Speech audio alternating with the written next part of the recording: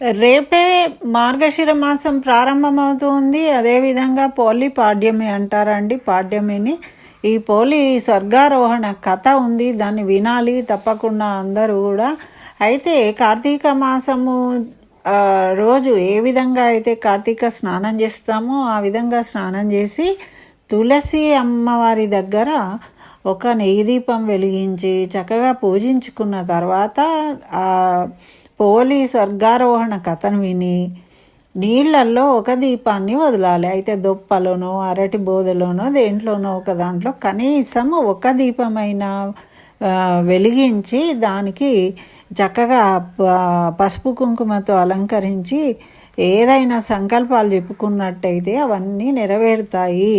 మనకు కార్తీక మాసమంతా దీపాలు వెలిగించిన పుణ్యం కలుగుతుంది అని మనకు పురాణాలు చెప్తూ ఉన్నాయి. కాబట్టి అందరూ చేయండి, ఫలితాన్ని పొందండి.